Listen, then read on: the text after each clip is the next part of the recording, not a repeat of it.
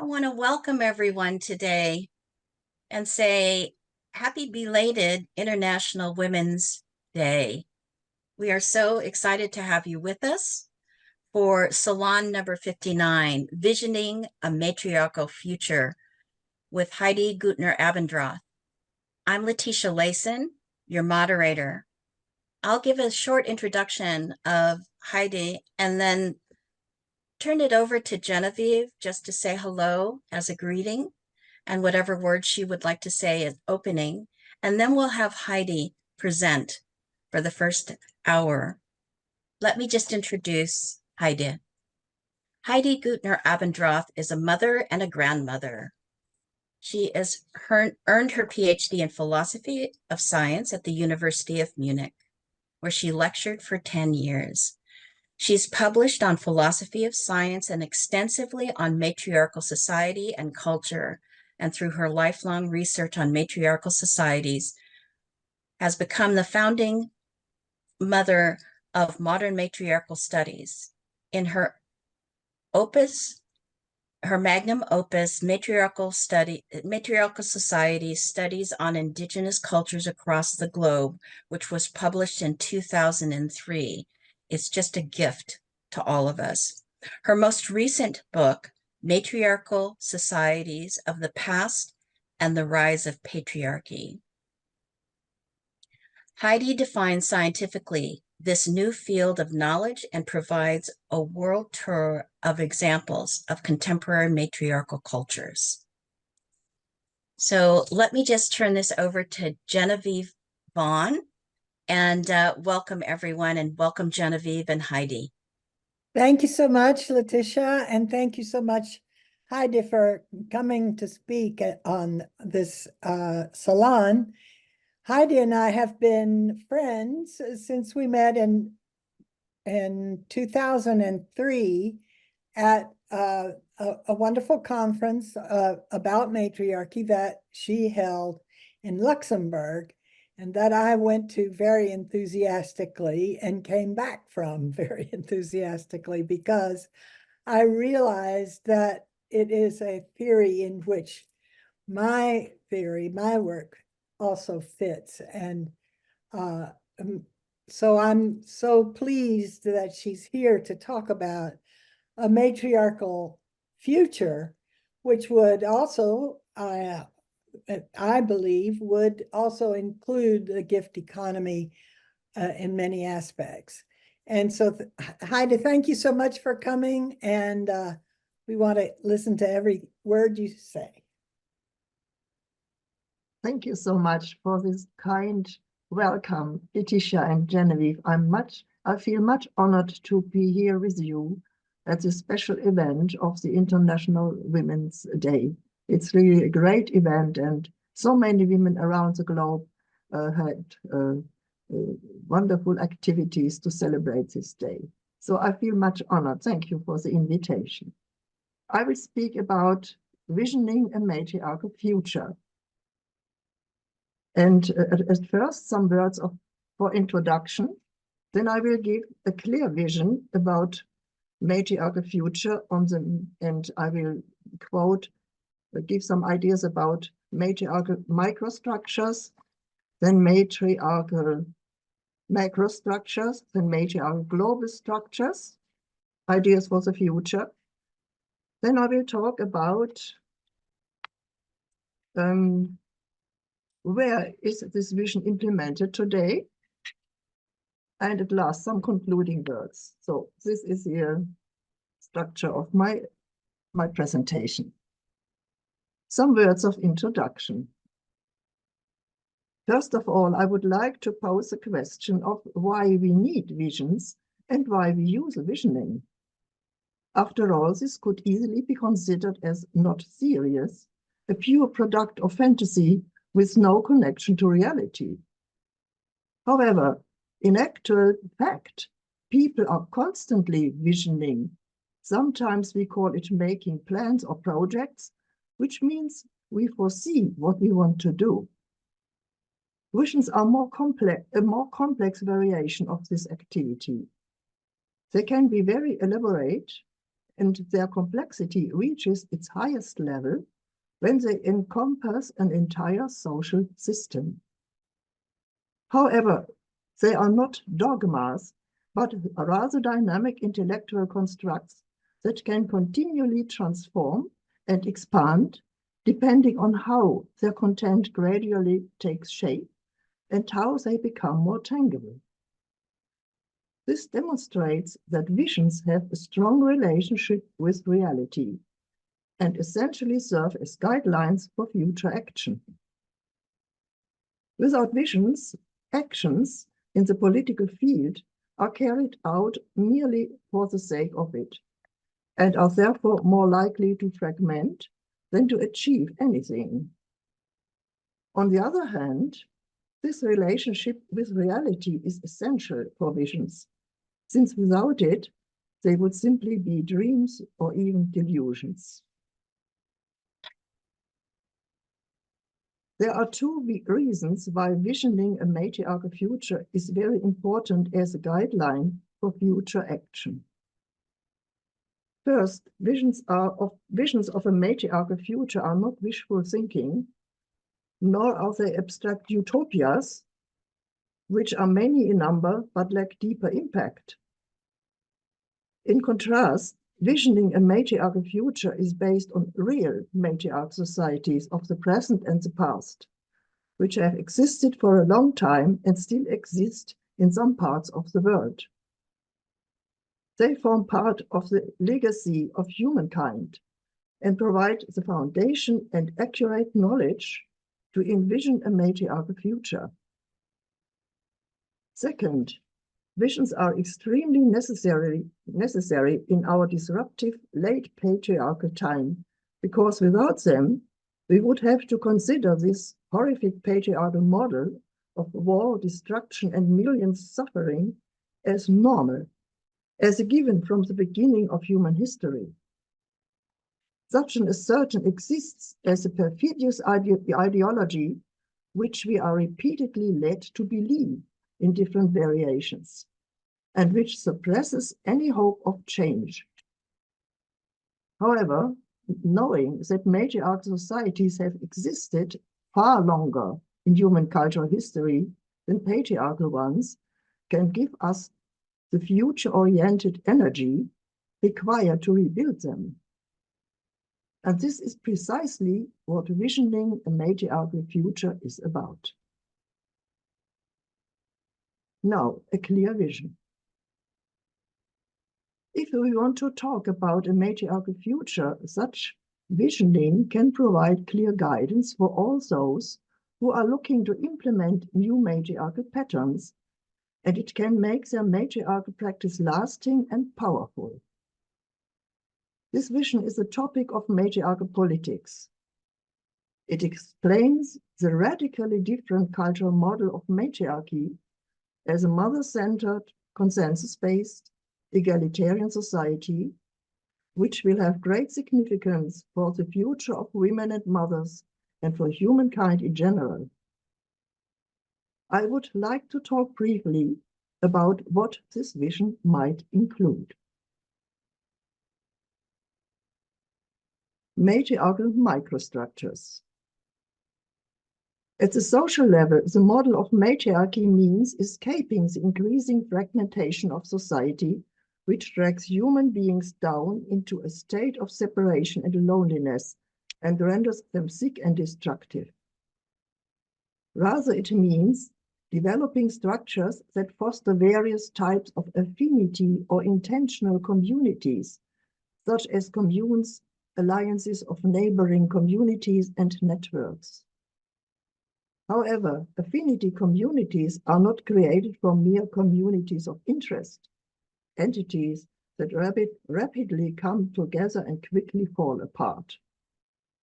Rather, affinity communities arise from a spiritual and intellectual common ground, through which a symbolic clan develops, resulting in a group that is more deeply connected than a mere community of interest.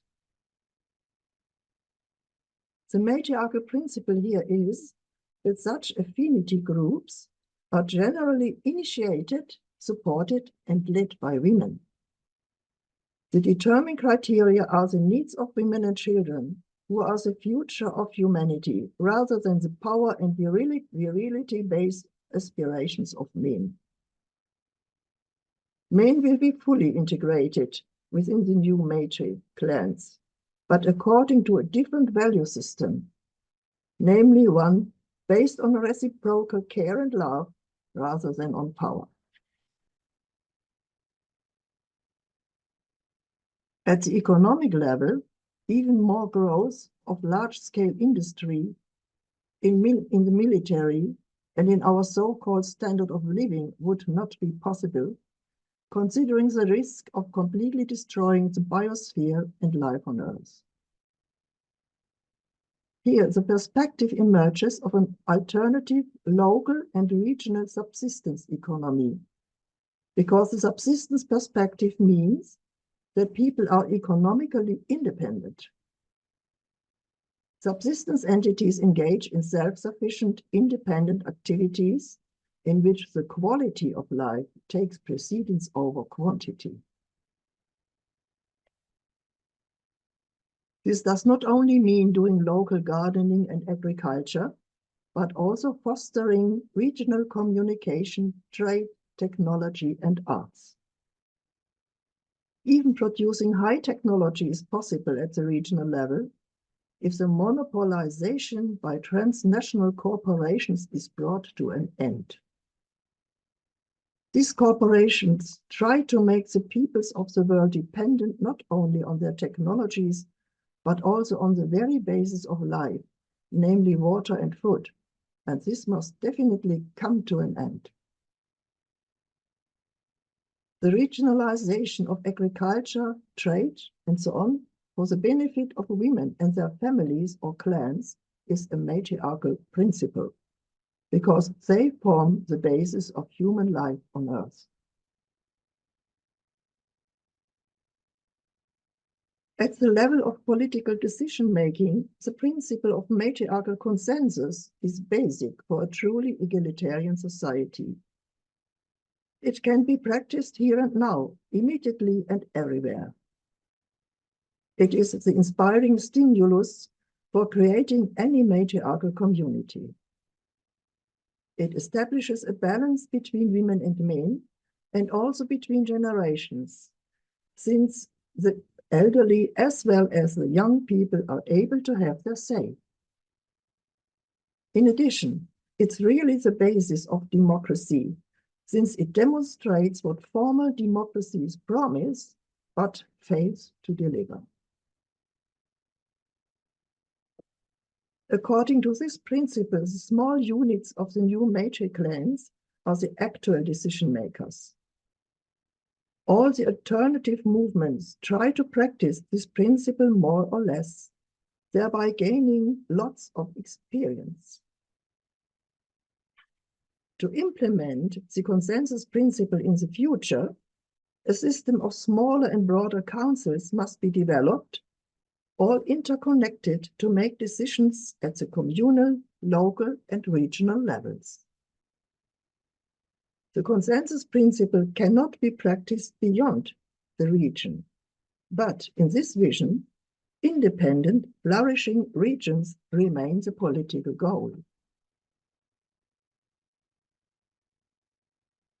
At the spiritual cultural level, it's essential for all hierarchical religions with belief in transcendent divinities and claims of absolute truth, which have deeply debased the earth, humanity, and especially women, to be rejected. Rather, we are looking at a new sacralization of the world, in line with the matriarchal perspective that the entire world and all it includes is divine.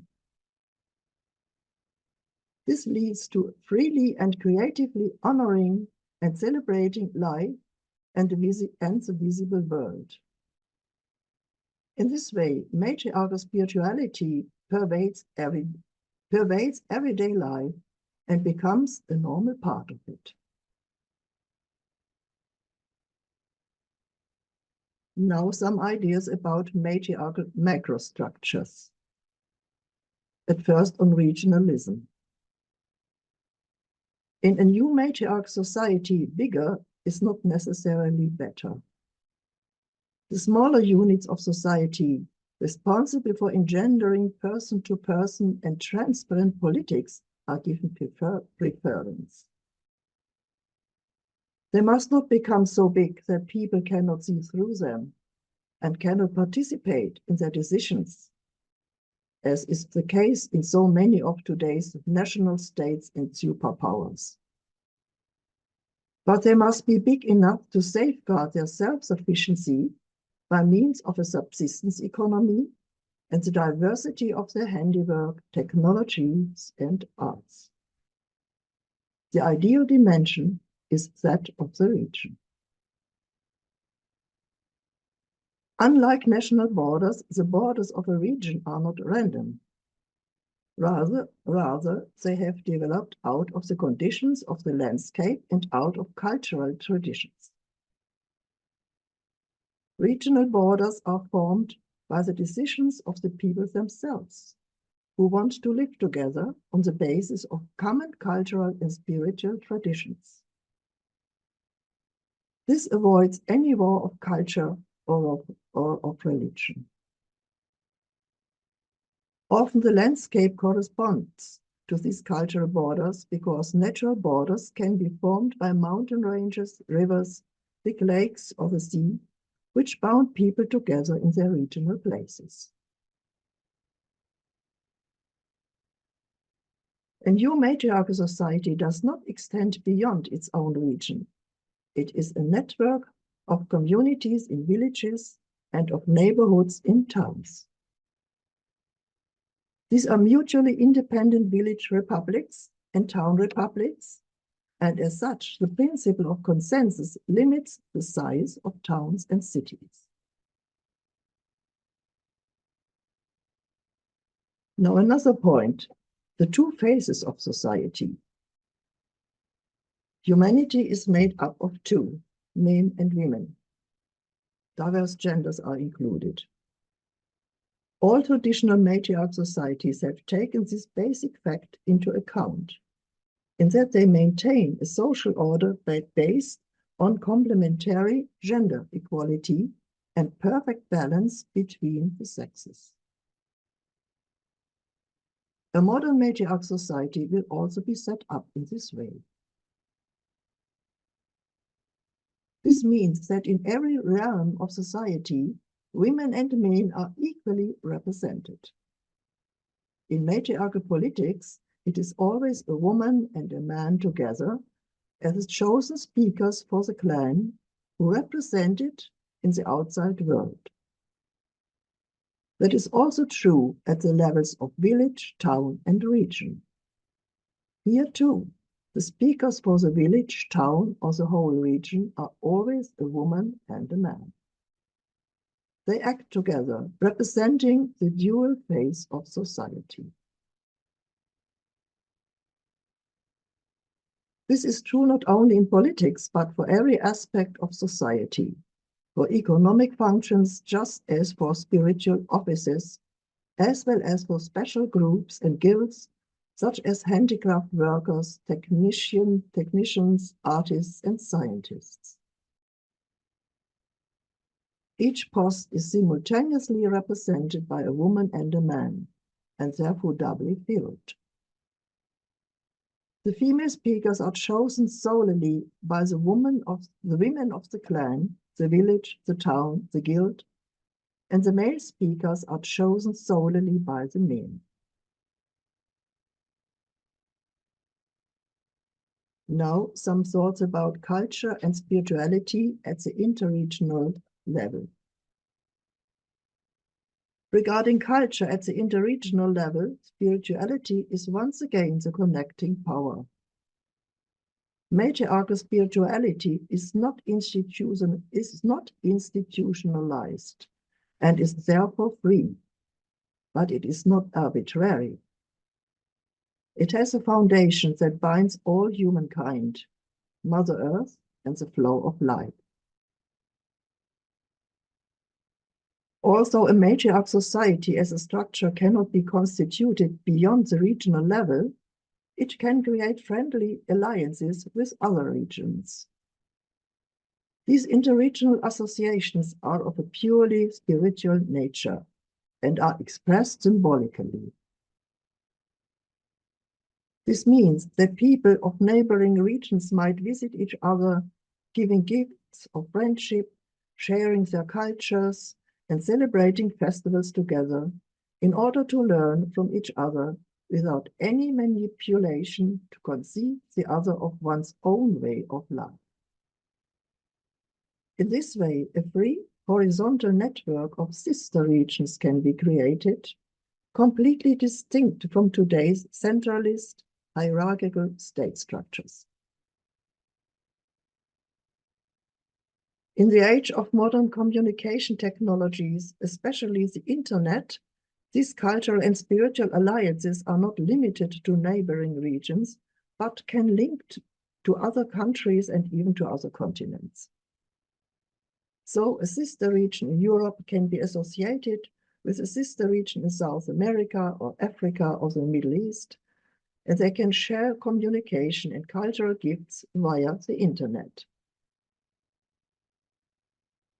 In this way, interregional associations among matriarchal communities, towns, and regions could arise worldwide.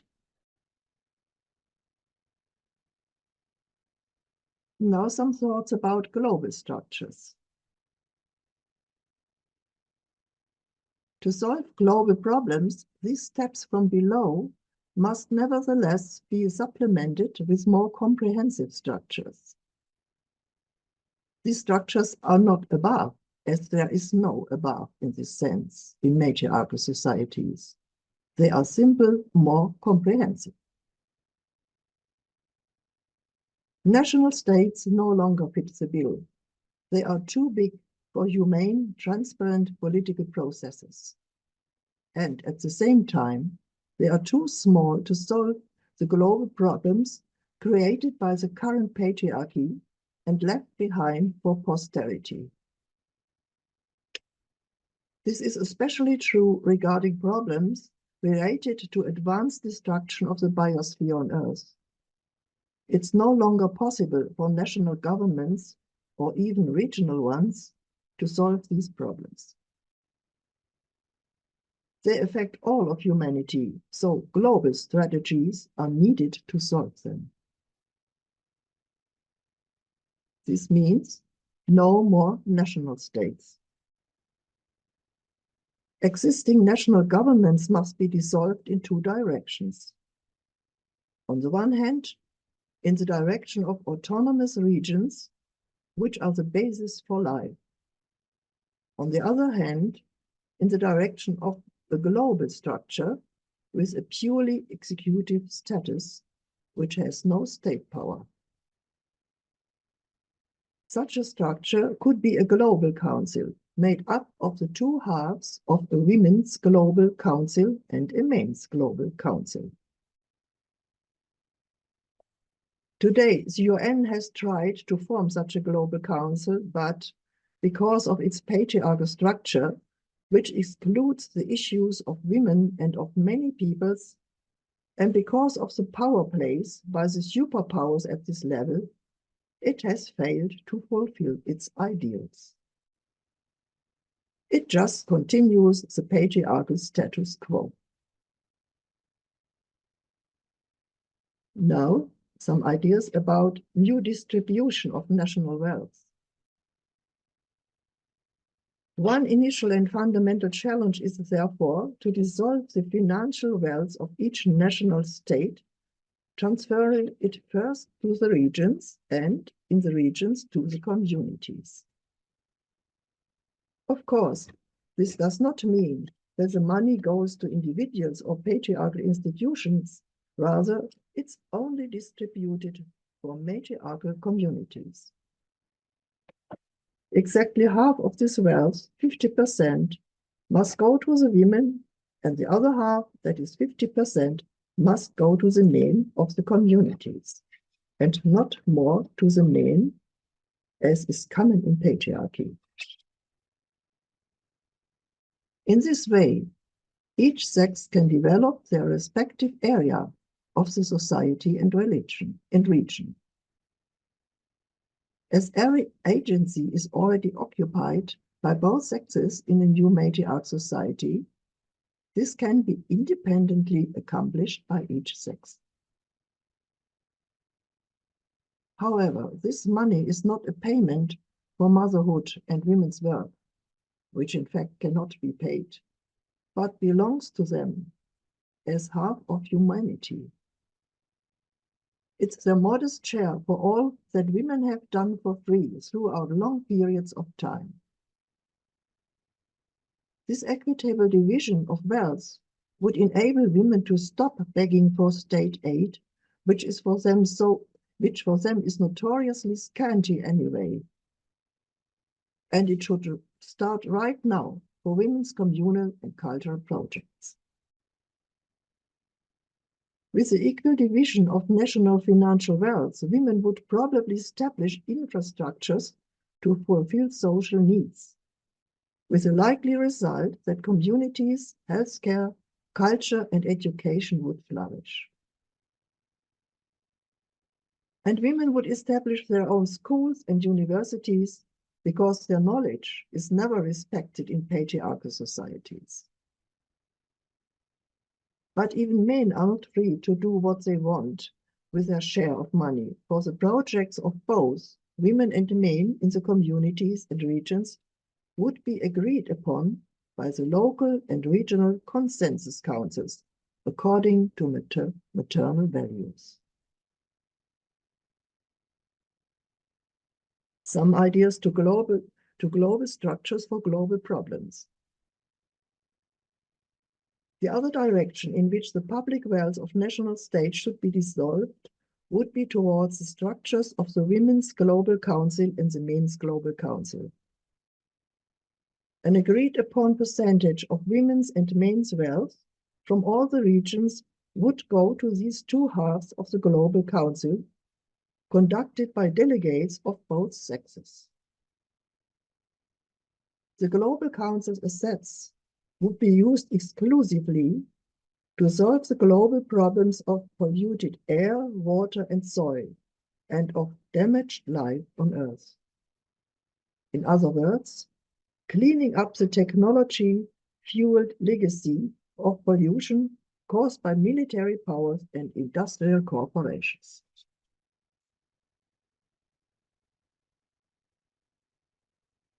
Members of the Women's Global Council and the Men's Global Council are always delegates, elected from each region, and they are accountable to their region. They have no power to make decisions independently of their region's determinations. They moderate and coordinate the decisions of all regions of the world in precisely the same way that a regional or local council coordinates the decisions of the major clans. With these structures, what we call a state dissolves, regardless of whether it's a monarchy, an autocracy, a so-called democratic national state, an empire, or a superpower. The concept and image of the hierarchical state, no matter how it's constituted, have become redundant. Every time the patriarchal history of established domination began with the formation of states. With the development of new matriarch societies, which are free from domination, a new humane history of cultures can begin.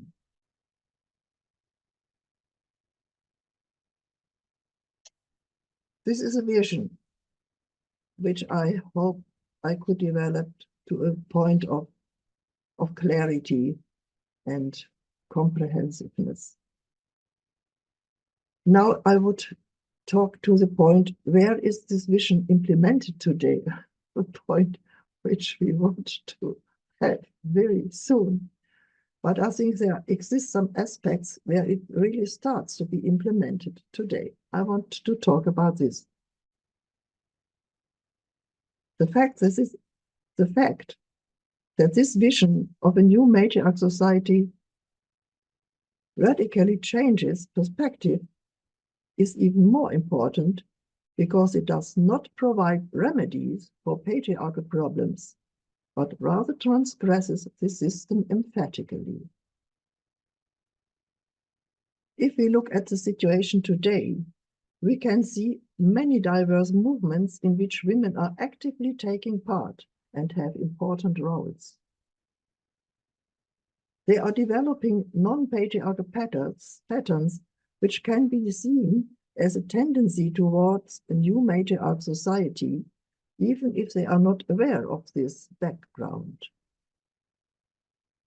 Through the matriarchal model, it's not difficult to see how they can be combined towards this more comprehensive goal and could possibly collaborate. Let me give some examples of movements that relate to the 4 levels of society and already implement some matriarchal patterns. At the economic level, many diverse ecological movements are on their way to this goal. They are many and they are everywhere. They include the movements of urban gardening, for example, and of transition towns, and many others. These movements can be based on the movement of the maternal gift economy, which is very important in this context, and on the many gift-giving circles which already exist. Women in these movements are increasingly aware of the matriarchal patterns included in their activities, and such awareness is growing. At the social level, many kinds of communities already exist, as the communities movement can show us. Affinity communities of different kinds are spreading in Europe and the US and in many other places. Several of them are led by women, which definitely put women and mothers at the center, as we can see in the movement of the Kurdish women in the Middle East, or in the women's village Nashira in Colombia, and also in the motherful community, which focuses on single mothers. All of them are aware of the matriarchal values and patterns they have established. Women in these communities choose by themselves if they live with or without men, and a variety of such choices already exists. These are exciting examples of women who take matriarchal patterns seriously as the basis of their lives. There are many others, and many more are planned as projects which I'm not familiar with, but hope to learn about soon. They are the conscious seeds of a new matriarchal society. At the level of political decision-making, all the alternative movements mentioned above try to practice this principle, and they have gained lots of experience in this way. Women in their communities practice it on a daily level in all women's councils. At the spiritual cultural level, we already have a great variety of movements created by women who have left the traditional male-dominated religions, such as the International Goddess movement and the movement of matriarchal spirituality, which they developed within the feminist movements. Many women and some men have begun to celebrate the cycles of the earth and the cycles of life in many individual ways. There is no hierarchical order or spiritual head among them, and of course, no missionizing.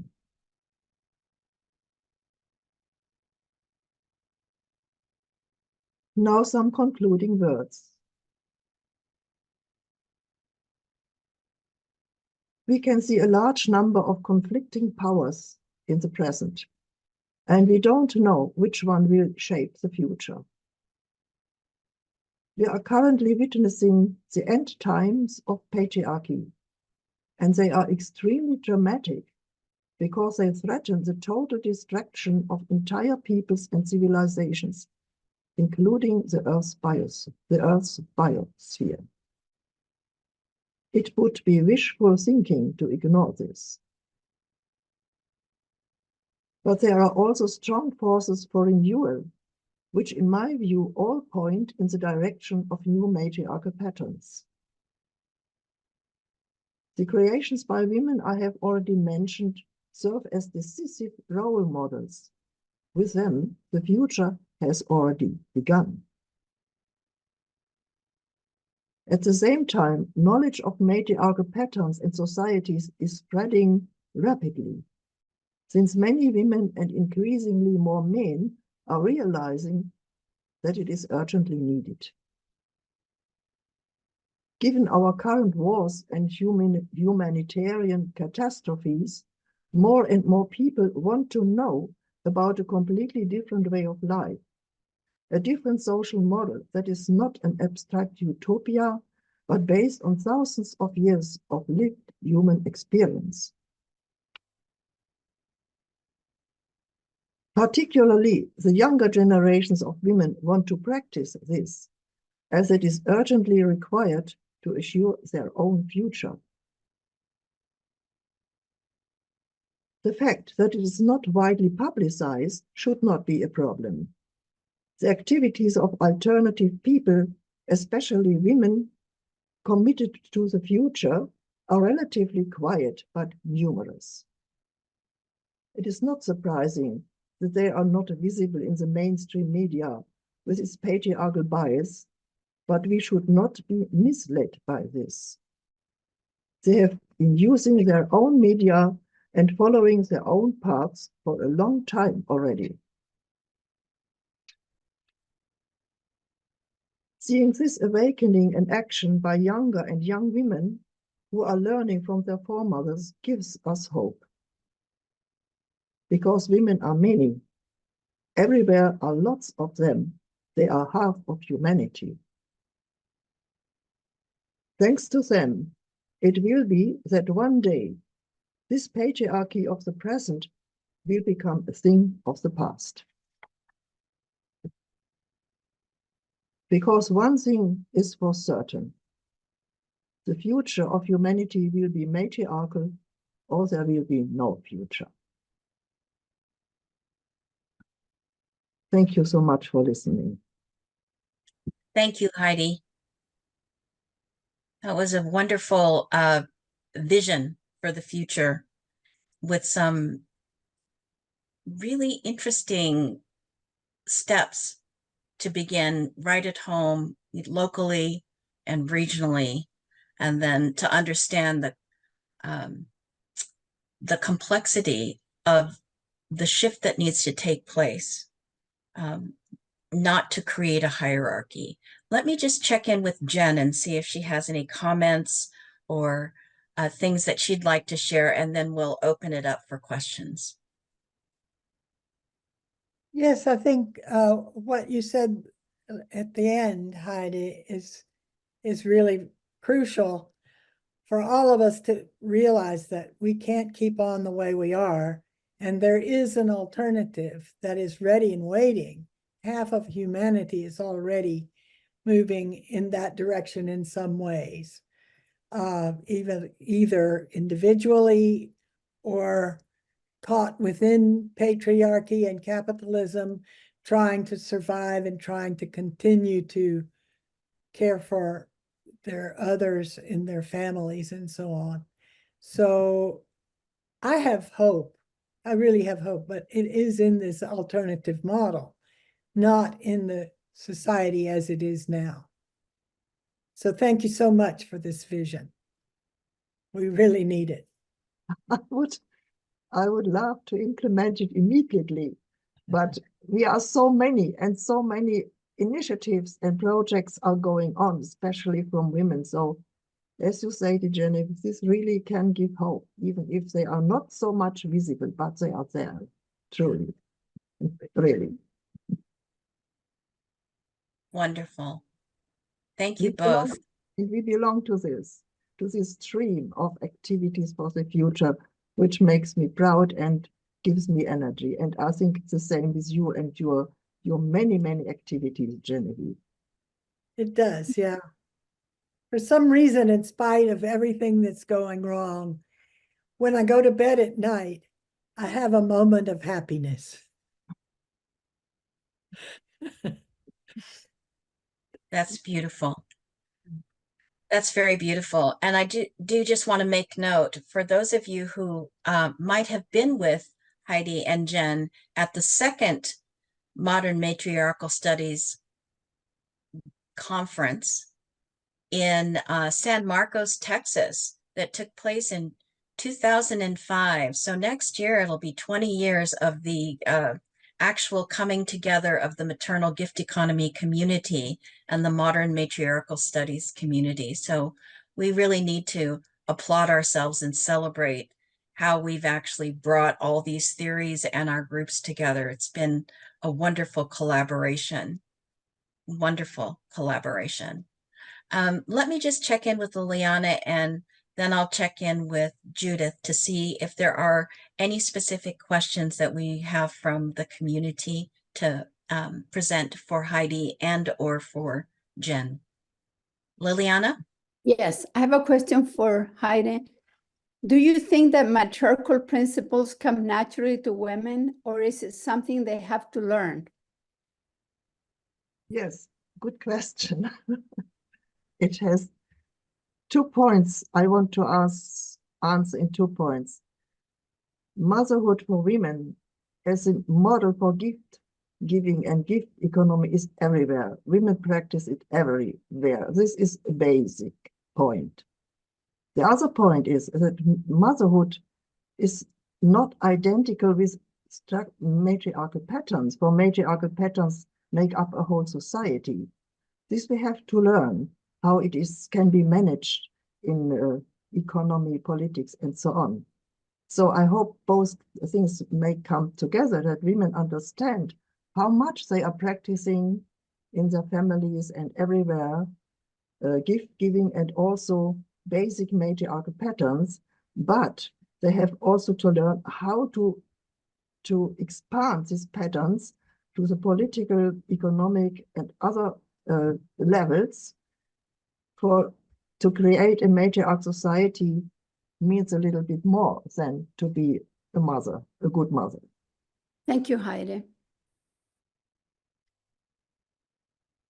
Jen, do you have any thoughts about that? Yeah, well, I think that those patterns that you learn from your mother, the giving and receiving patterns, do evolve into the matriarchal patterns that are for the society as a whole, but that capitalism based on exchange, the market, contradicts those maternal patterns. And so somehow we have to break through or find our way through the patriarchal and capitalistic patterns to wider spread gift patterns, and that those are the ones that are fundamental also for matriarchal patterns. Thank you, Yes. Jen. Go ahead. Yes, of course. Please, Heidi. Yeah, of course, that's true. No, I have no objection. But we have to learn how we can do this to implement matriarchal patterns, for example, in economy, in politics, and also to envision them in spirituality. And this is a point where I think we can learn a lot from traditional matriarchal societies, how they do this. I'll take just an example. How can we create councils of women and men who discuss and solve problems on an equal level? These are political structures which we can learn. This is not simply implemented by motherhood, even if it's made invisible by the patriarchal patterns.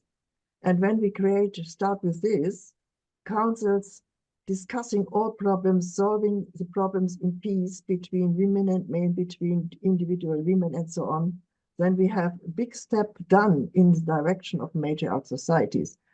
These are official patterns which we can learn if we take the knowledge we have from traditional matriarchal societies seriously. This is my comment to this, please. Yeah, I certainly agree with that. But I wonder, I mean, I'm fascinated by the idea what life will be when we eliminate patriarchy and capitalism. And that's what you're talking about. Yes. Yeah. What comes to mind for me, Jen, in your question is the imperial colonialism, where patriarchy spread out across the planet.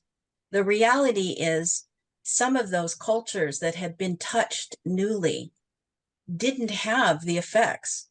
So that's their awareness and how they lived in relationship to one another and their regional places of being able to have dialogues are fresh, where in Europe, a lot of the patterns go back, 25, 2,500, 5,000 years. These are 500 years or 300 years. So, there are places on the planet that actually have a fresh awareness that even though they have been touched by patriarchy, have plenty to offer in terms of working together differently. Yeah. That's true. That's true. See, these places which you mentioned, Letecia, are very important.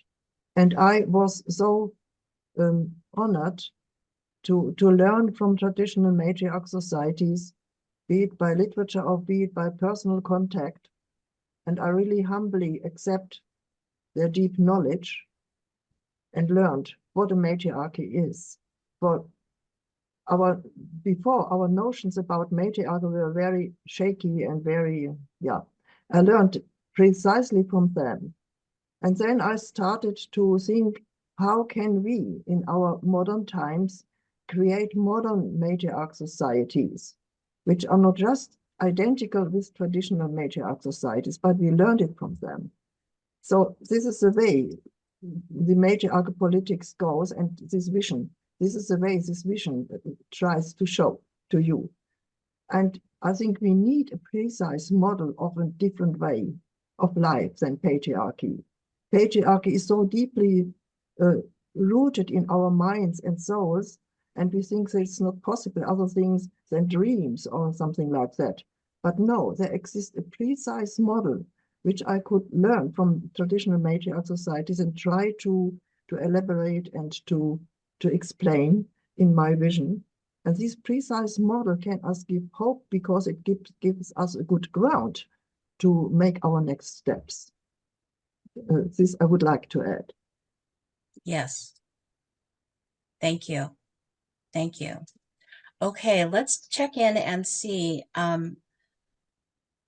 Judith, do you have a question for us? Yes. Rachel asked, you spoke about alternative media, and she wonders what media, if there's any media that you think are useful to read in order to learn more about these principles and the way forward. Here in our Academy Hagia, we don't have a special alternative media about matriarchal patterns. For I'm writing books and I'm teaching, so I have not the time to create a media. But the other alternative media, I think many things can be learned from internet internet groups, internet discussions, where we can get a lot of informations which never appear in mainstream media. This is a media of our time, so we do not need special newspapers and so on. The internet is very rich in every aspect, but also very rich for our ideas of alternative ways of life and of matriarchal patterns. This I can say to this. It's not a special media, but this web where so many things are discussed and are open to learn. Great. Thank you.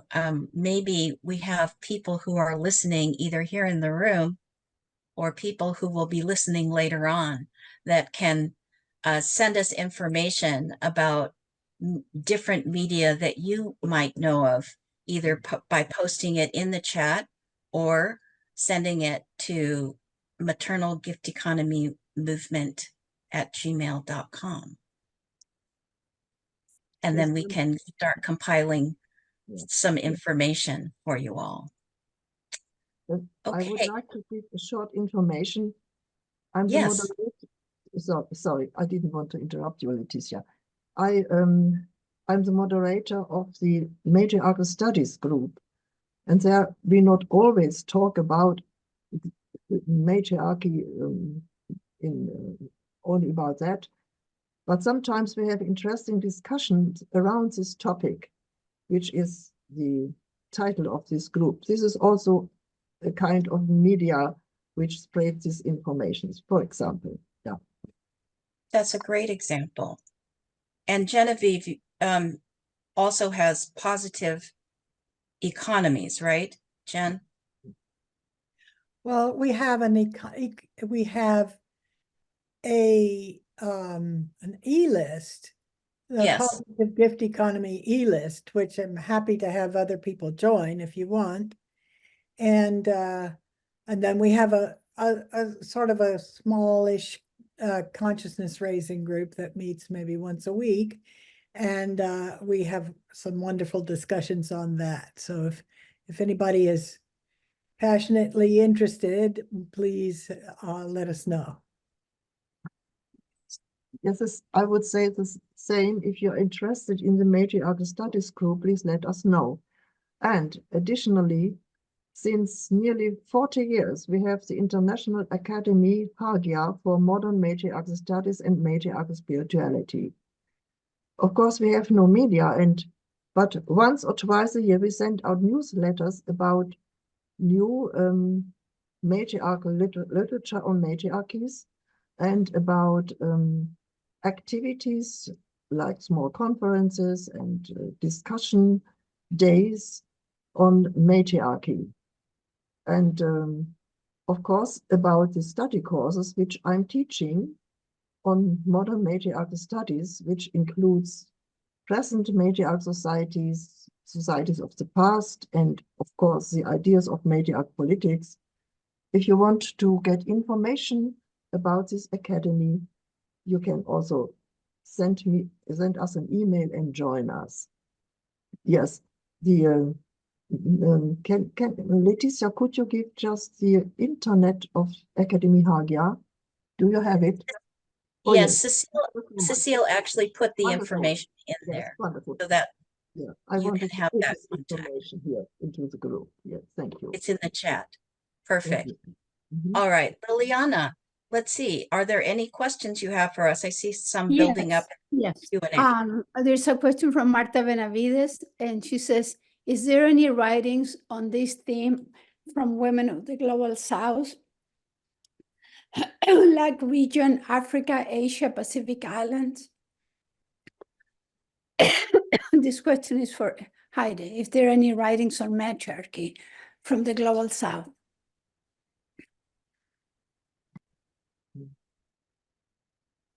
You see, I try to find all literature out which is close to this topic.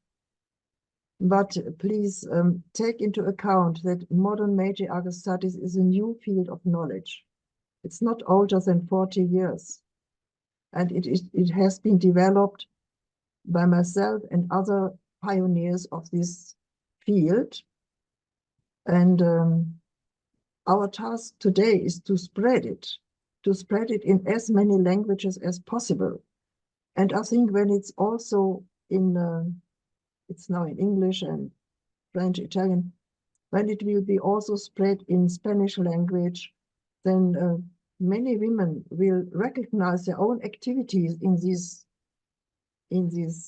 way as matriarchal ones. And I hope that then new literature and new ideas and new activities will spring from this input. This is what we are doing at the moment. For you must remember that the term matriarchy has been for a long time a difficult term. It has been wrongly interpreted as women's domination. It has been ridiculed and so on and so on. The reason is to hinder us to research this topic. Yeah. And it was one of my first activities to find out what matriarchy really is and give it a new definition as an egalitarian, mother-centered, consensus-based society. This is new. And this we are spreading. And I think many women who are doing this will get a new awareness of their activities, that they are really doing matriarchal patterns. And at the moment, I do not know about explicit literature on matriarchal from the Global South, but it will happen soon. This is what I can say at the moment to this. We are still at work continuously. Thank you, Heide.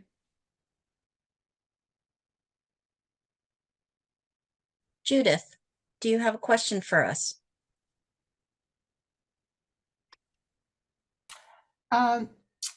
Yes, there's a question from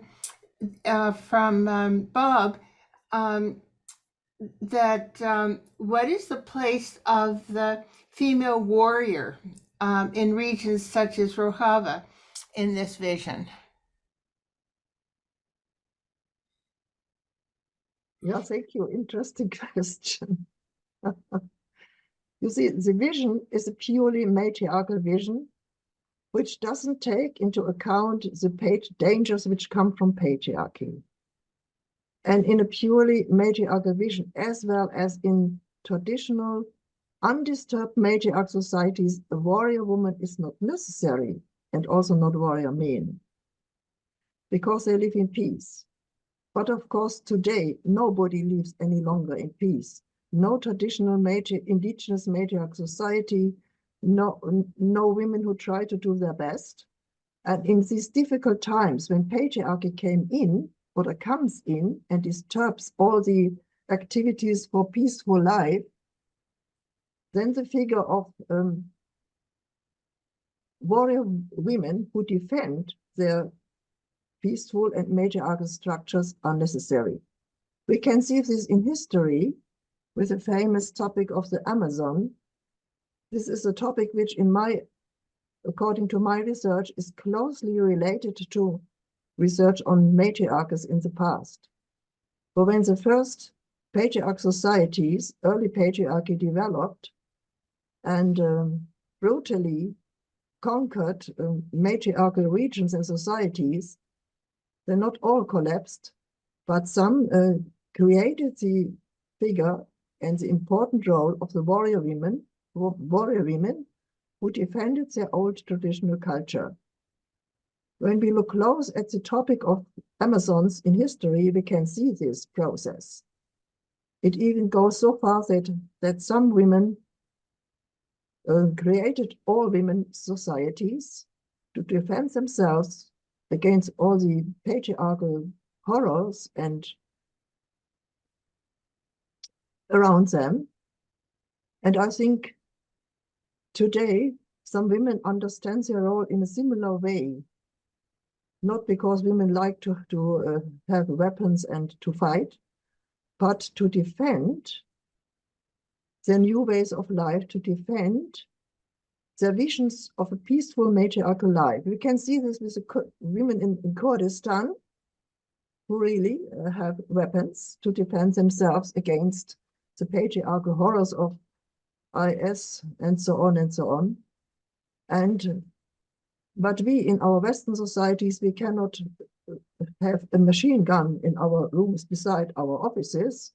We are in a different kind of society, but I think in spirit and intellectually, we are also warrior women because we defend our principles and ideals in a different way. What is possible in our Western industrial societies? This I can say to this. We are all in some way warriors against this horrible society of patriarchy which we are forced to live in. But the kind of fighting has a great variety everywhere. I hope my answer was satisfying for you. Thank you, Heidi. Jen, do you have any thoughts on that topic? Well, yes, I think it's very important and to realize how difficult it is or how important it is to be able to both defend the principles that we have, the matriarchal principles, the maternal principles, the gift principles we have, and find ways of doing that without aggression and patriarchal ways, and not imitating patriarchy, and yet somehow standing up for and defending the alternative principles. May I add? Yes. May I add an idea? Yes, please. Very interesting dialogue with some Kurdish women in Berlin. They have a big and very active group there, and some German women are visiting them in Kurdistan, for example, in the village Jinwa, and these women have weapons.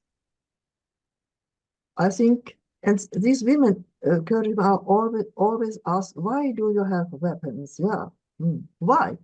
They are living in a country where they need it. Their answer was, we would like not to need them, but in the situation we need them to defend our freedom.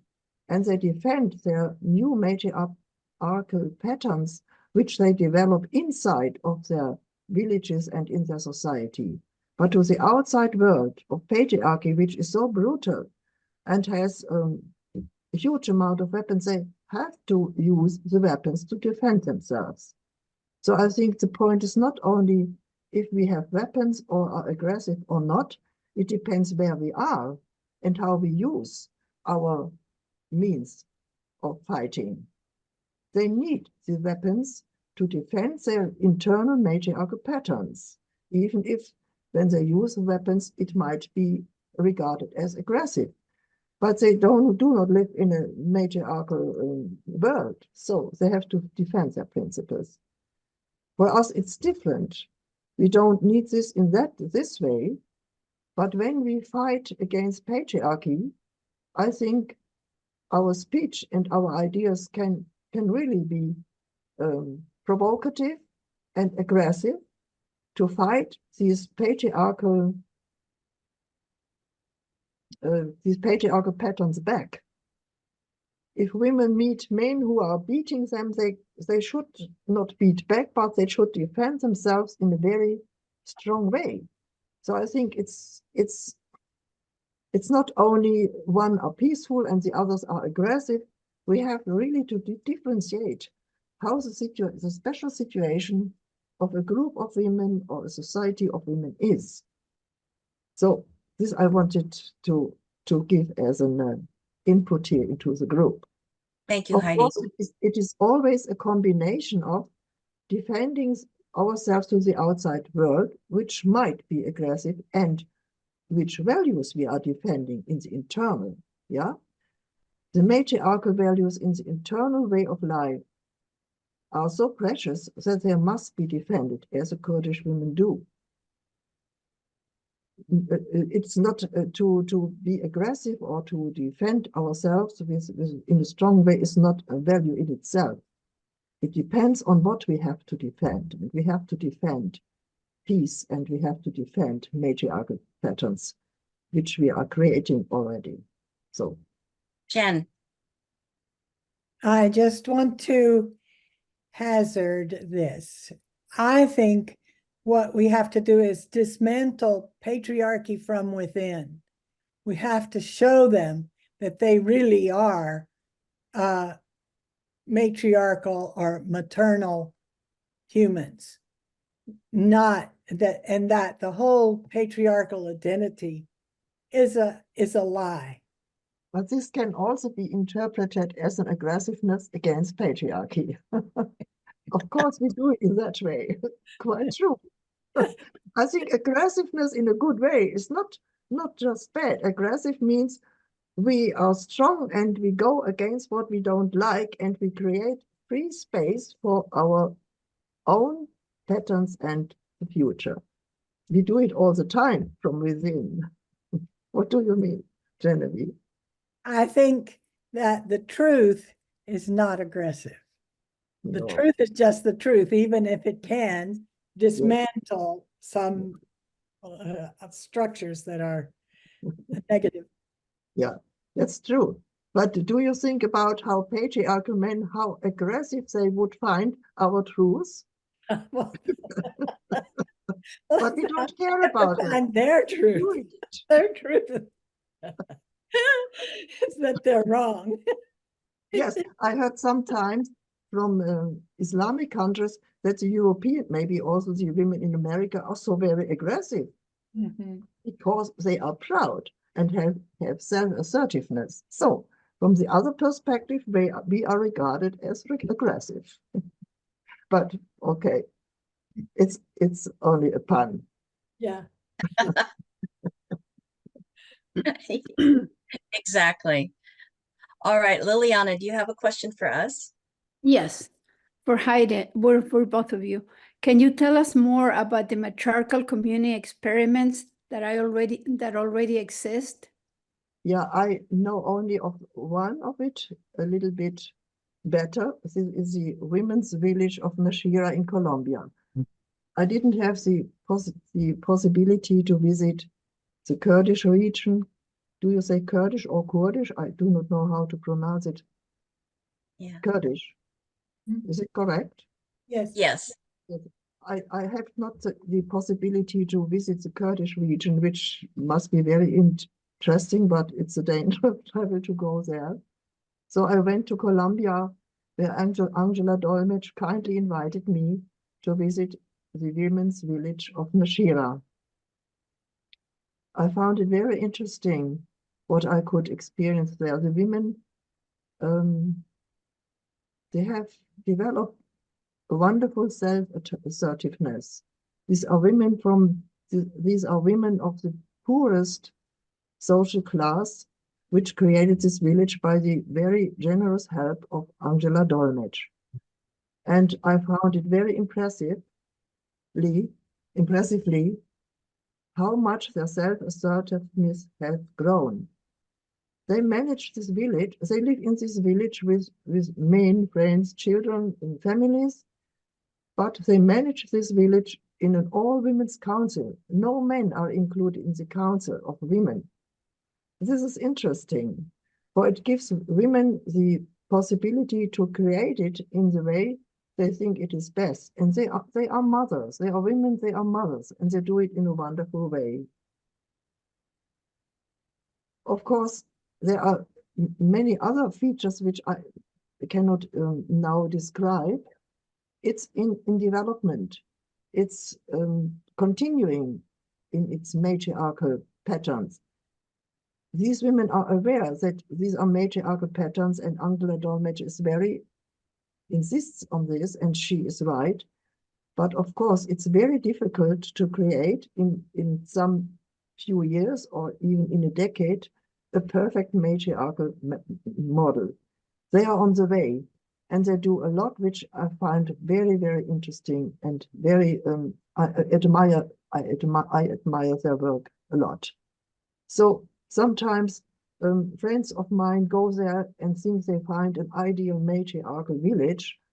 this is not a good attitude, because they don't see the process of the things. Of course, these women who create this village have to still to overcome some patriarchal patterns of religion and so on and so on. But they are on the way, and this is interesting. The process is interesting much more than the result. I call it matriarchal because the women are really, how to say it, with their council, managing this village in an egalitarian way. And when I asked Angela Dolmetsch why they don't include the men in the council or have a men's council, which is typical for traditional matriarchal societies, she said to me, oh, when we will include men in the decisions, then they will take over. So you see, also the men in this village have to, are in this process of changing their mindset from patriarchal men into matriarchal men, and they are they have not advanced at this goal at the moment. So I find this model so interesting because they are aware and conscious about the process, and step by step they will get more and more results, and we can see how they do it and how it's done. It's wonderful. Of course, they try to have an independent economy. The economy is very often the problem for women's communities or villages. It's not so easy. And also, what about the education of the children who go to the schools and want to go to the universities in a patriarchal world? They have to solve a lot of problems at once. But I think they have done wonderful steps, and they are far advanced on their way. This I can say in short about this wonderful experiment. Thanks, Heidi. Judith, do you have a question for the group? There's a lot of discussion about indigenous societies and their version or their matriarchal customs. And I wonder if you could give us an example. You've talked a couple times about modern matriarchal societies. If you could say something about the more traditional societies, or particularly indigenous ones. Yes, this is a vast topic, really. I studied several indigenous matriarchal societies, which I could find out from anthropological literature and from my personal contacts. And I put all what I could learn from them together in my first book, Matriarchal Societies, Studies on Indigenous Cultures Across the Globe.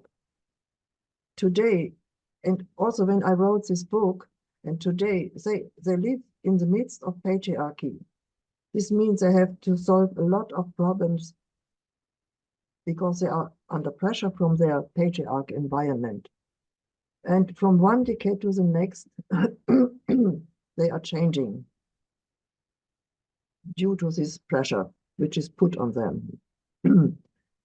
When I studied them, I could not only describe them as they are today, but I tried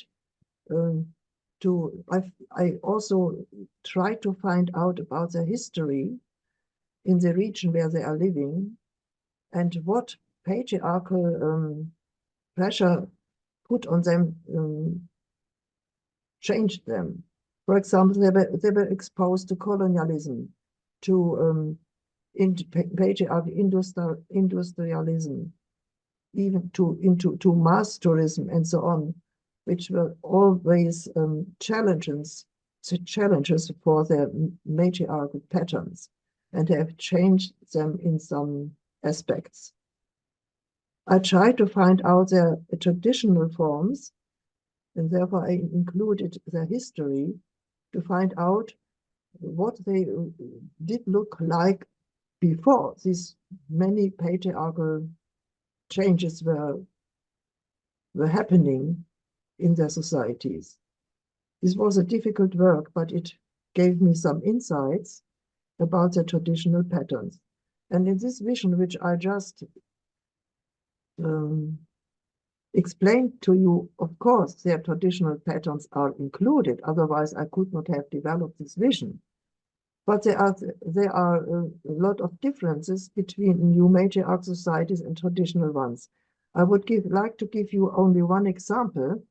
In traditional matriarchal indigenous societies, the communities are built of, the clans are built of relatives which are related in the mother line, blood relationship.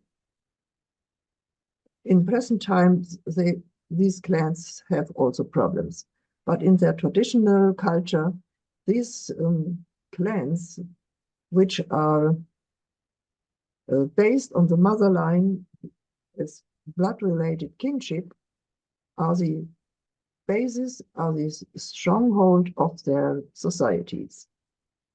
When I thought about new matriarchal society, I recognized that it would be very difficult for us to create new matriarchal clans based on blood relationship. We don't have the mother line any longer, and we don't like the father line. So my idea was we have to shift to a new idea which suits us modern women much more. And this is the idea of affinity communities and intentional communities.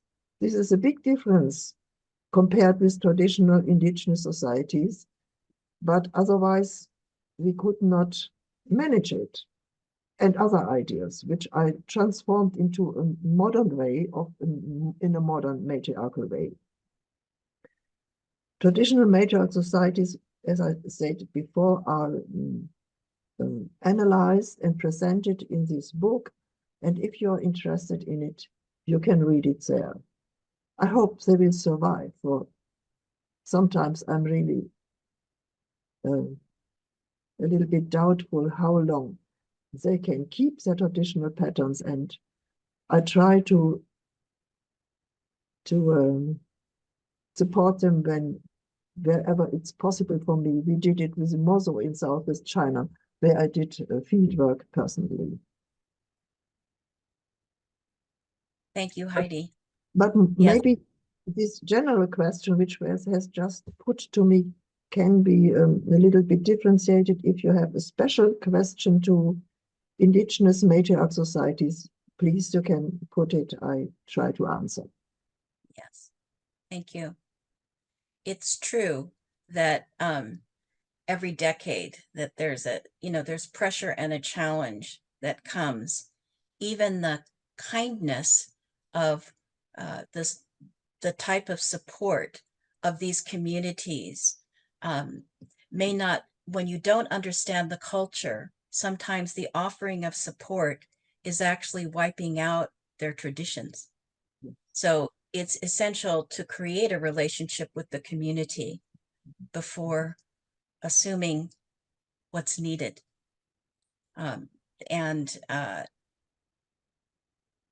Yeah, I just wanted to make that statement. Without a decolonized mind going into helping, you're actually infusing capitalist, matriarchal, capitalist, patriarchal strategies that are not necessary for indigenous cultures to even begin to take on, for them to actually recover and reclaim their traditions. So it can be very confusing, and always just, I think what is really important in doing that work as creating a bridge to these indigenous communities is your authentic desire to be listening to what the true needs are.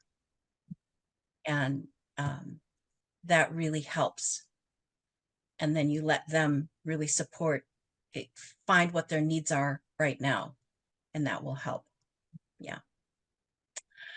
Okay. Let Yes. me add, Letecia.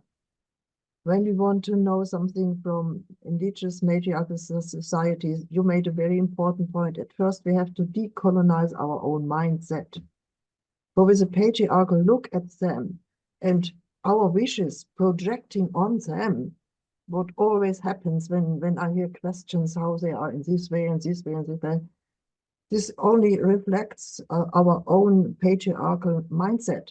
And so when we are try to understand indigenous matriarchal societies, we have at the same time to try to understand how many patriarchal patterns we have internalized. It's not only learning from them, but also learning about ourselves and get rid of all these patriarchal internalizations. Is a combined process. And very often women come to me and think, when I talk about or teach about indigenous matriarchal society, I'm teaching about a wonderful ideal, a dream world. This is so wrong, because we have to learn to understand their patterns, which sometimes we will find strange, but we find it strange from our patriarchal lens. So it's a very deep, for me, it's a very deep and moving process to try to understand them. And it mirrors a lot of my patriarchal mindset. And this I try to make consciousness also to the students, women and men who come to me, so that we can get rid, step by step, more of our patriarchal mindset. Only then we can be helpful to them if they want to have our help. But what gives me really hope for them, because they are so necessary for us and for our future. So I hope they will survive and take back their and can keep their cultures.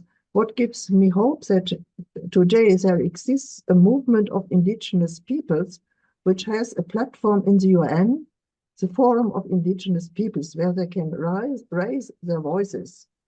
They achieved this in the last decades, and this is a sign of hope, that we can hear their voices and they themselves make their voice visible and hearable, audible in the world. This I would like to add, so that we have not only a sad idea about them. They are so active and so important for all the non-indigenous and non-matriarchal people. Thank you, Heide. Liliana, Yes. did you have? Yes. I have a question from Paola Melchiori. And she says, one of the elements of the transition to a matriarchal society is to shift from the value of greed, private property at the basis of the patriarchic capitalistic society, to a society where the basic value is the visibility of the gift economy that lies inside the life of every society, and the value of care as leading value as scope of a society. This is an individual and a collective change. How do we make this transition? I know it's a big question, Heidi, I know. Very good point. We always try here to answer big questions in a short and understandable way. It's our Thank you. Yeah, of course. I think the value system is very important. For society looks like in just the way what is in our mindset.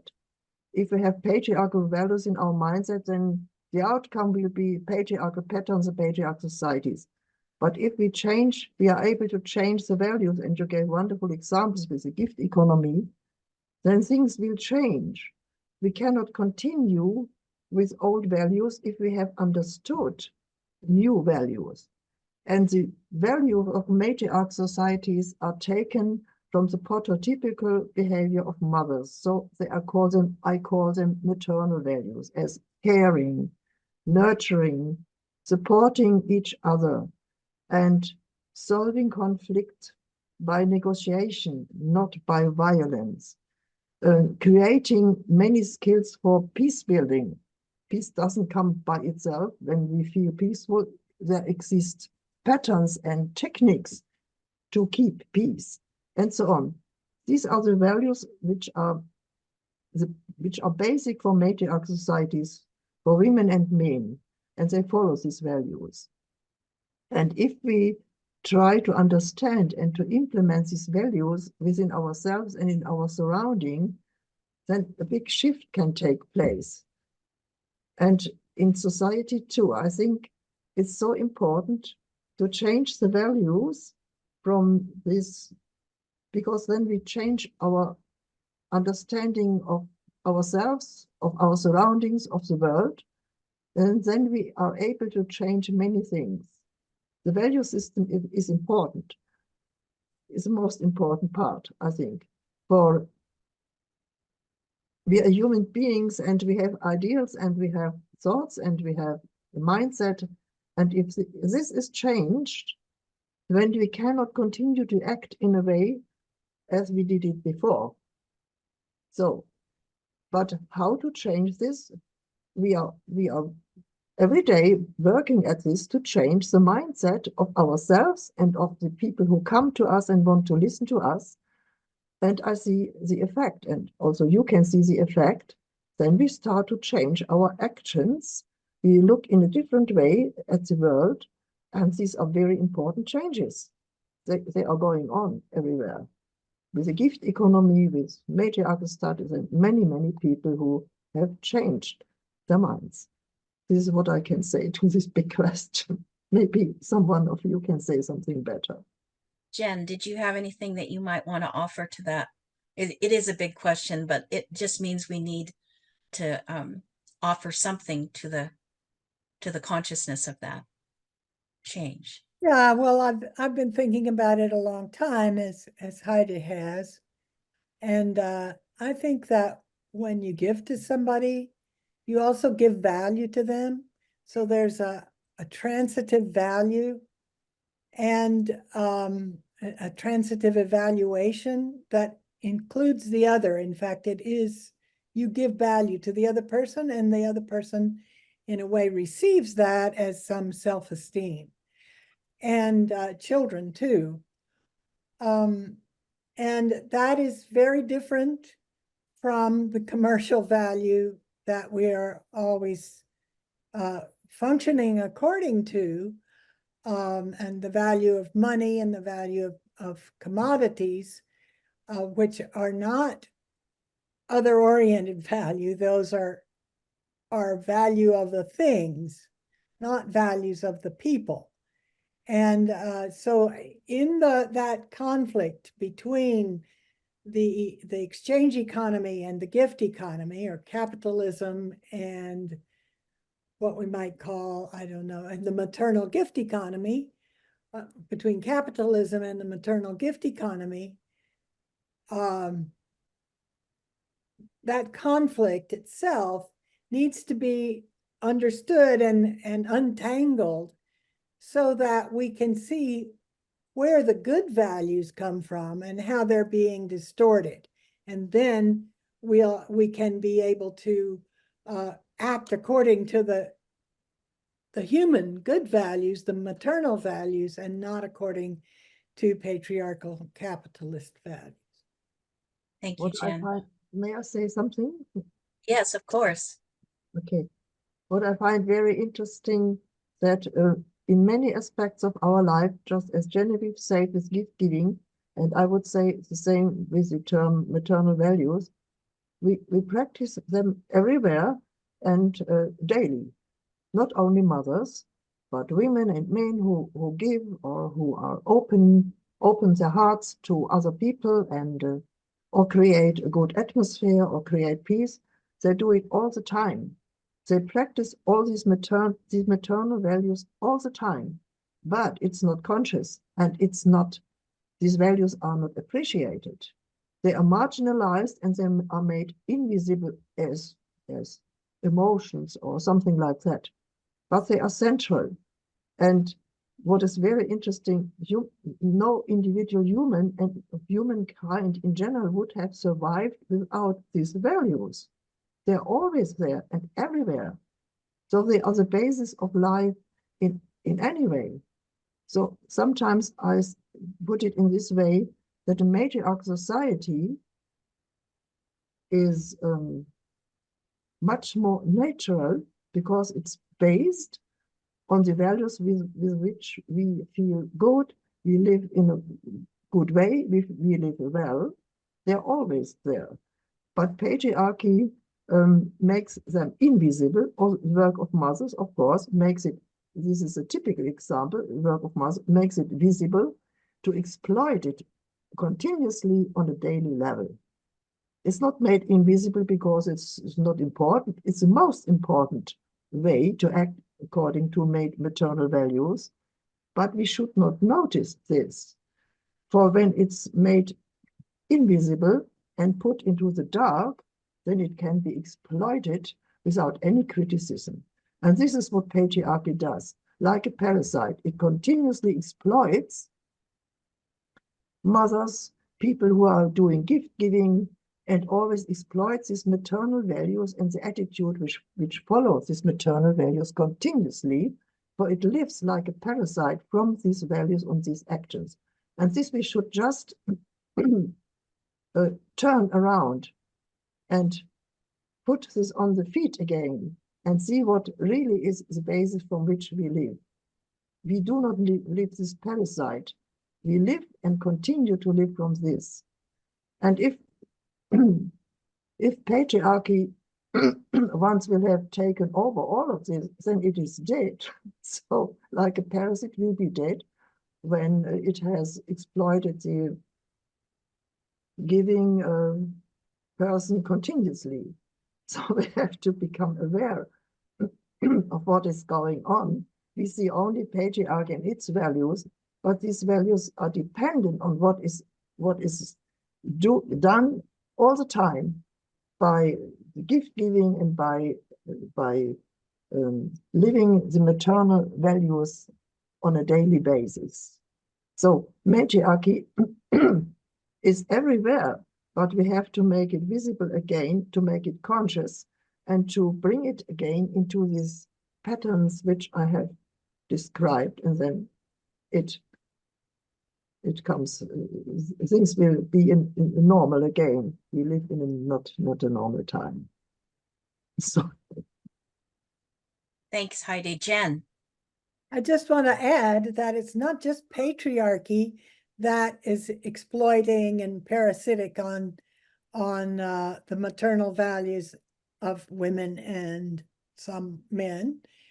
Not only the values, but the work that people do. It's not only patriarchy, it's capitalism. It's the economic system that is parasitic on the gifting and the values of mothering that are the salvation and mainstay of the world. So I totally agree with you, except I just add in the market and capitalism as the perpetrator and the parasite, as well as patriarchy, or the merger of patriarchy and capitalism. But capitalism and patriarchy is not distinct. For this capitalistic system we are in is the latest variant and most dangerous variant of patriarchy. We are living in an industrial capitalist patriarchy. And this, to recognize this, is very important.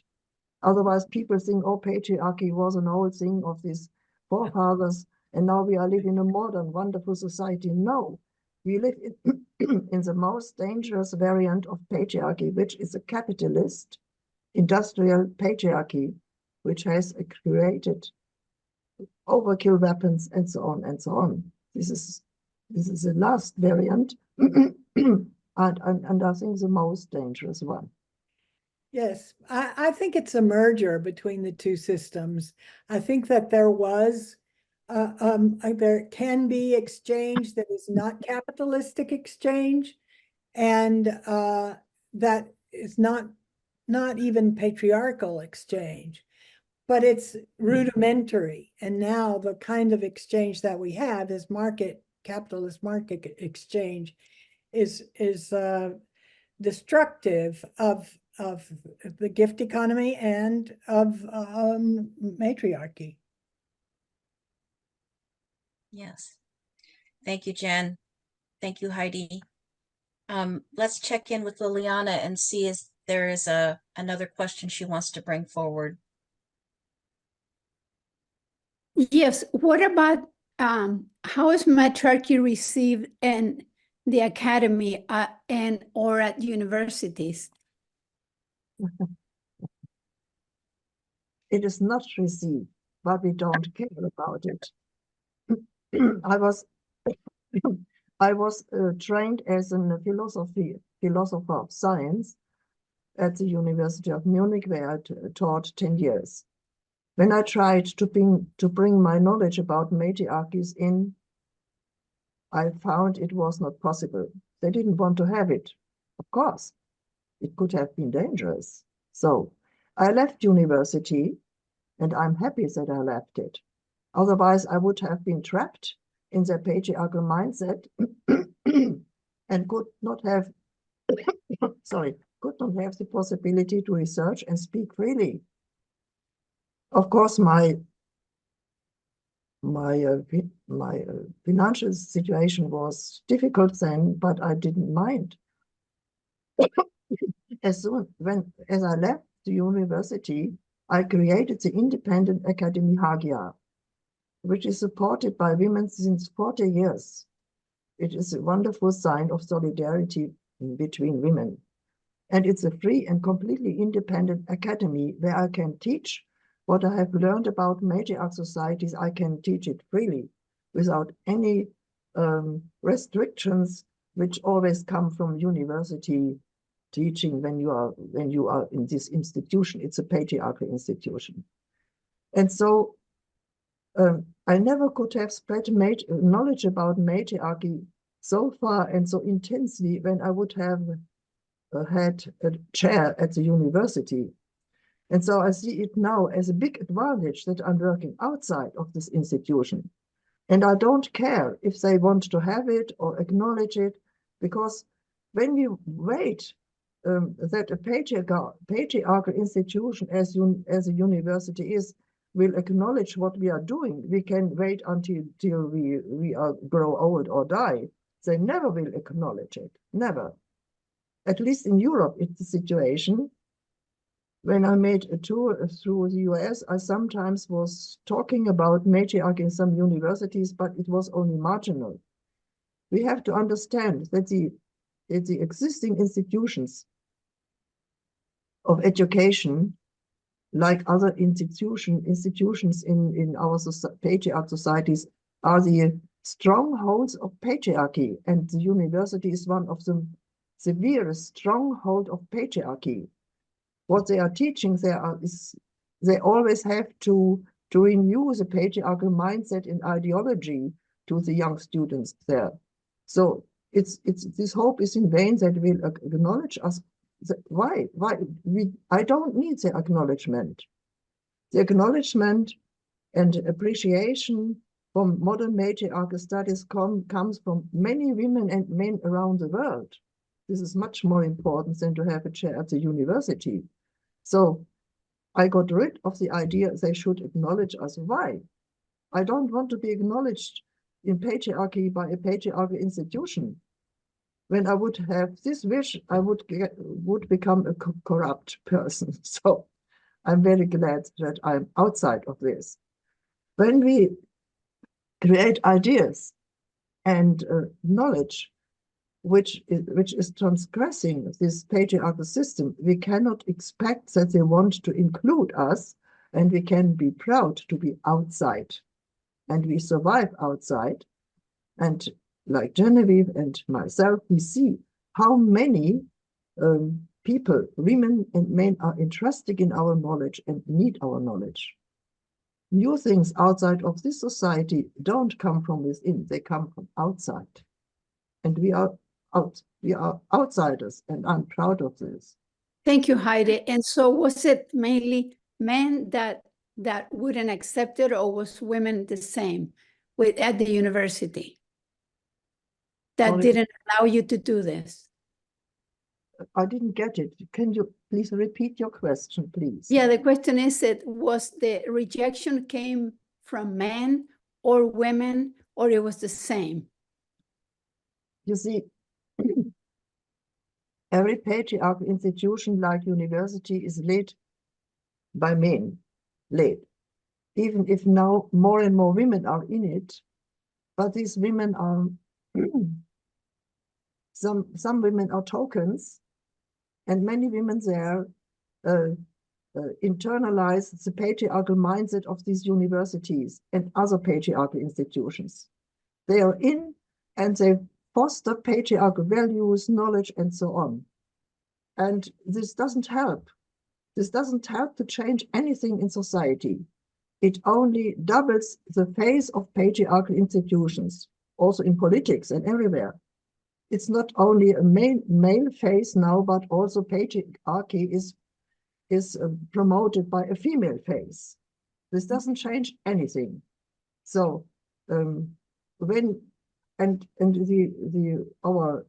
our knowledge is so in this way rejected by men and women in the same way, but these are patriarchalized women and I don't care about them. So it doesn't change anything. So we don't need them, neither patriarchal men nor patriarchalized women, when we want to go on and to change and to create a completely different society. Then we need women who have a different mindset and also men. We need women who try to become more and more matriarchal women and also strong matriarchal women, and we need the men who are on the way to become matriarchal men. I know a lot of them and I'm always discussing with them, and I like to discuss with men who are on the way to accept matriarchy and become matriarchal men. They exist today. Thank you so Wonderful. much. Appreciate it. Yeah, wonderful, wonderful. I think that's an important notion to recognize, that if academia is a patriarchal at the foundation as a system, then education in a matriarchal society might even look differently in the way in which education is supported and disseminated in a matriarchal form. Yeah, that's You know, true. That's yeah. true, Letecia. Sometimes I think how a matriarchal educational system would like, including schools and secondary schools and universities and so on. I think when it would be based on matriarchal values and created by women, it would look like completely different than these hierarchical, exploitative patriarchal institutions, including the patriarchal educational system. And with the Academy Hagia, we tried to start with a women-led and women-created institution, which is based on maternal values. And so we can also learn how to go on with each other in a different way. These are, and other projects of this kind, these are the first steps into a matriarchal society and into matriarchal institutions which have completely different forms than what we know from patriarchal institutions, with their hierarchical order and all their pressure and domination. Thank you. Jen, did you have any thoughts about that?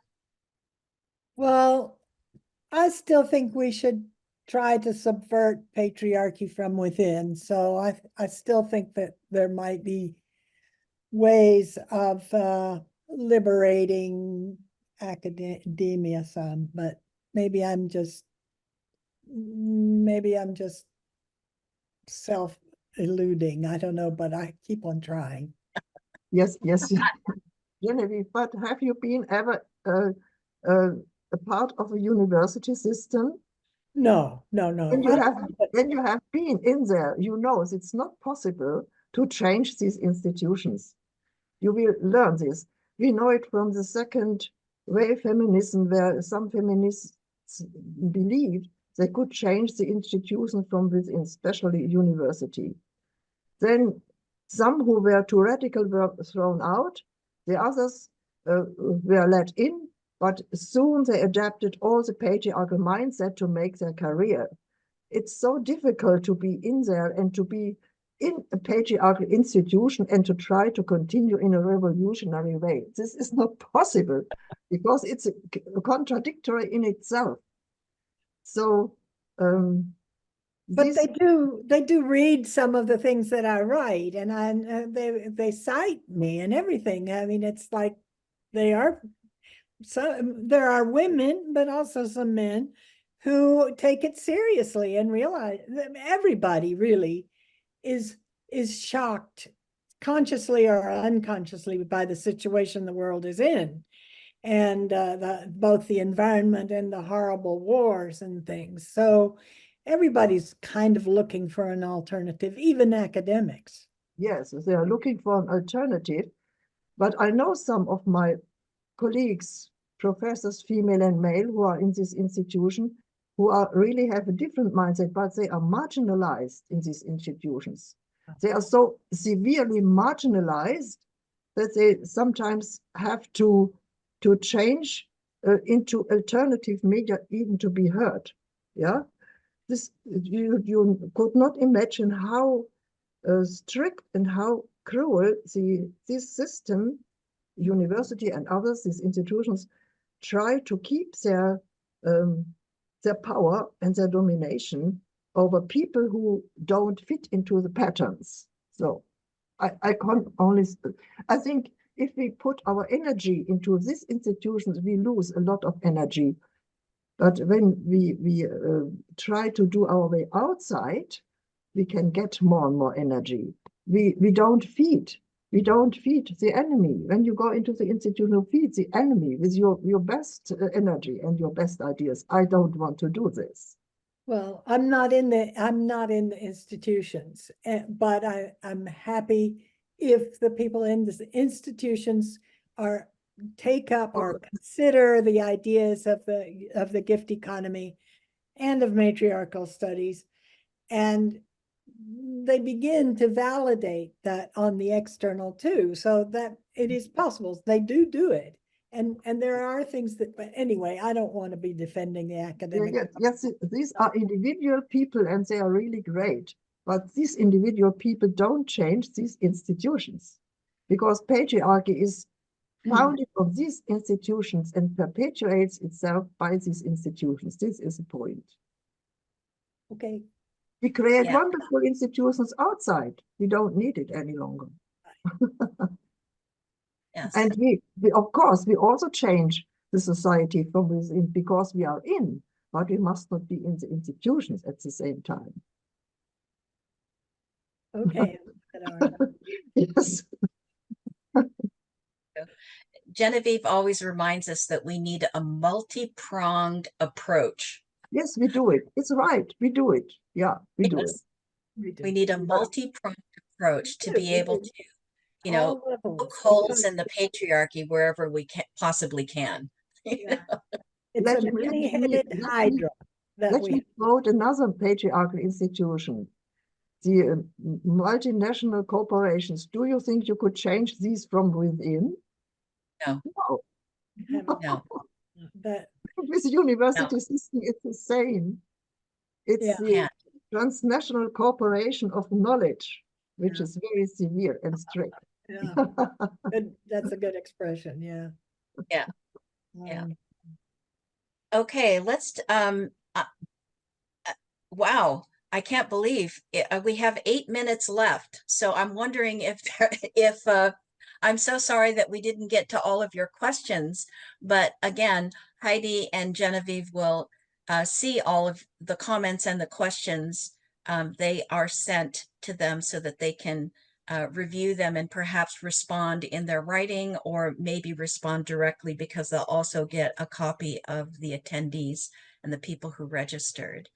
But I want to be respectful of the time for people.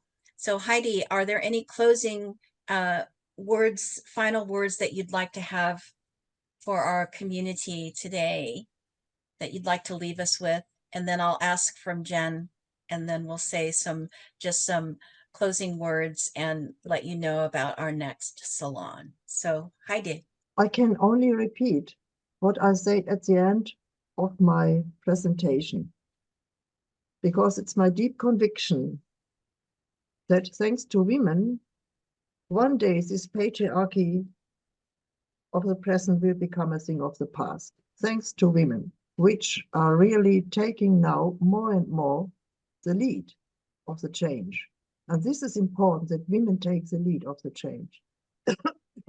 Men then who are of goodwill will follow them.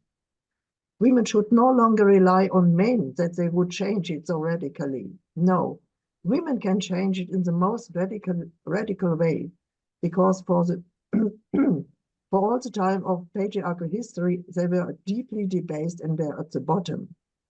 And now they can change it all from the bottom. So women are so important for this. And the last sentence of my presentation is also my deep conviction. Because I think when humankind will have a future,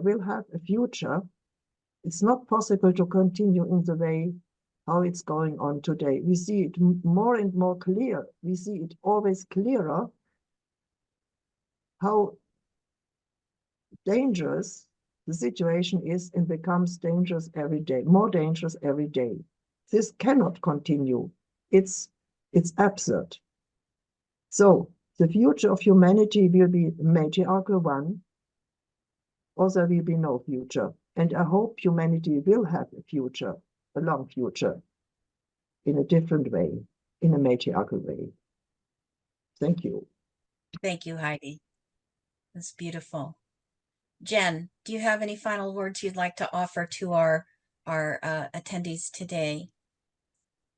Oh, well, I'd just like to thank Heide for giving us the gift of a matriarchal future, which would mean the gift of survival of our species in a planet that has been so graciously mothering us for so many eons, and that we have not understood as patriarchal, capitalist, Western people. And other cultures have understood it. And we can learn to live in a different way, and to respect and to receive, because receiving is as important as giving. We can receive the gift of life that we have been given and celebrate it together in a different kind of society, a matriarchal and gift-giving society. So thank you so much, Heidi, for your visioning and your leadership. Wonderful. I'm really excited to see how the two of you continue to collaborate, and what subversive and revolutionary and radical things you'll come up with as we celebrate your Yeah. exactly as we celebrate, this wonderful collaboration between modern matriarchal studies and the maternal gift economy. Maybe another 20 years into the future. May it be so. May it be so. Thank you both so much. Yes. Personally. So beautiful. 20 years is long. It's a long time. Yeah. I want to thank both Genevieve Vaughan and Heide Goettner-Abendroth for your words today. It has been our deepest gift to be able to be with you and to hear your words, and to continue to inspire us with your thinking and the extension of your visions and your hopes and your actions, that we want to continue on and be on this road with you for a long, long time. I want to thank Diane, who is ever present in the background, a silent person most often, who supports us with the technology, Liliana and Judith, who scrambled to just read your comments as they're scrolling and bring us questions and comments when we have time for that.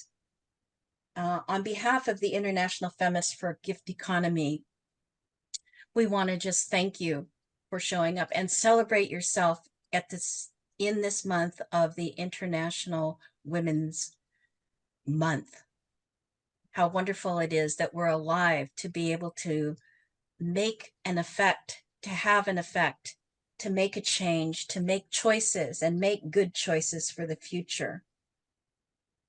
If you want to be notified of our upcoming salons and events, you can sign up on our mailing list at our website, maternalgifteconomymovement.org. And again, I want to just encourage you, if you have questions and comments, and more importantly, if you know of organizations or communities that are for you reflecting these maternal values, modern matriarchal values, the maternal gift economy values, please send them their names to us at maternalgifteconomy@gmail.com. Today's video recording will be on our website, maternalgifteconomymovement.org. And we want to invite you back in 2 weeks because we're very excited. You know, Nashira is an organization, a community of women in Colombia that was built from the ground up. But we have another organization called Motherful that is coming. We'll introduce you to them. They'll be with us. They are in Columbus, Ohio, 2 single mothers who started an organization and now have a network of 500 mothers that they're supporting in their local area. So we are just thrilled and excited to have them with us in 2 weeks. So we've come to the end of our time together. And as you exit from our Zoom room, I know that it's really hard sometimes to transition because there are so many challenging things happening in the world. I hope that this day and the words that were spoken here remind you that there are many of us out in the world who are doing our best to create a modern matriarchal society and a maternal gift economy that we can live in and thrive in. And you're a part of it, and we are ever so grateful for you. So peace to you, everyone. Take really good care of yourselves because we're needed to do this work in the future. Everyone, bye-bye for now. We'll see you next time. Take good care. Thank you so much.